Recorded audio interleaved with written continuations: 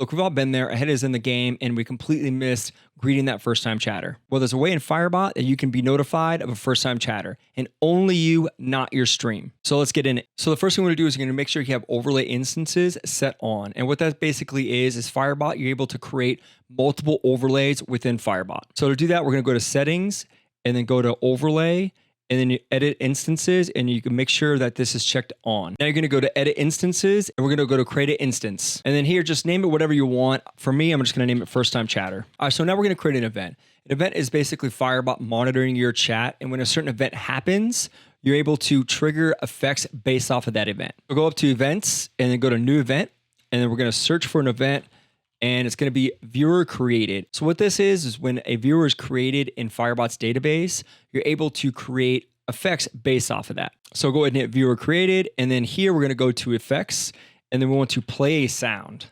So hit play sound, hit select, and then we're going to choose local file. So for me, I just went on the internet, found a very short, concise sound. Obviously, you don't want anything crazy because you're the only one that's going to be able to hear this, right? I.e., nobody else is going to want to hear it. So make it short and quick because obviously you don't want to be spammed, especially if you get a hit with a massive raid.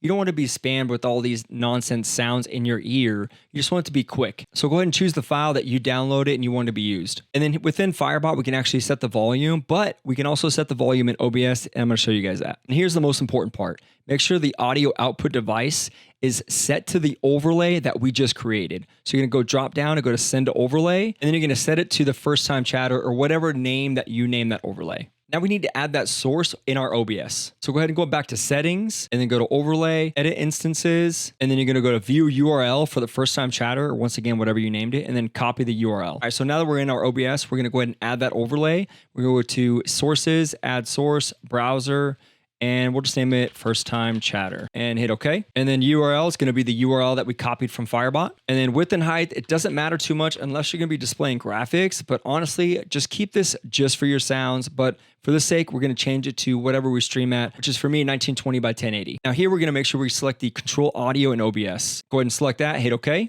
right, so to test this effect, we're going to go ahead and hit this play button here. And as you see, the first time chatter, the audio is moving. But that is obviously sending the overlay to your entire broadcast, and we don't want that. So we're going to go back into our OBS, and we're going to right click on the audio mixer, go to advanced audio properties.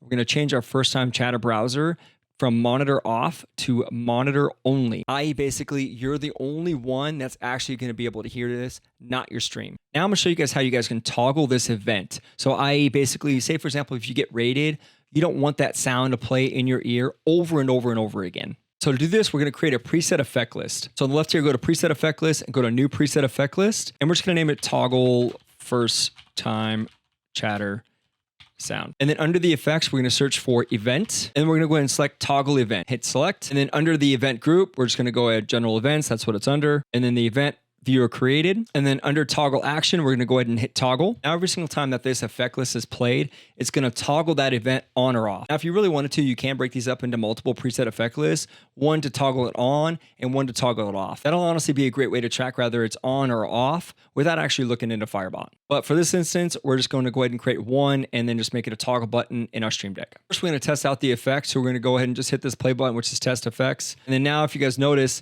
right here, it's disabled.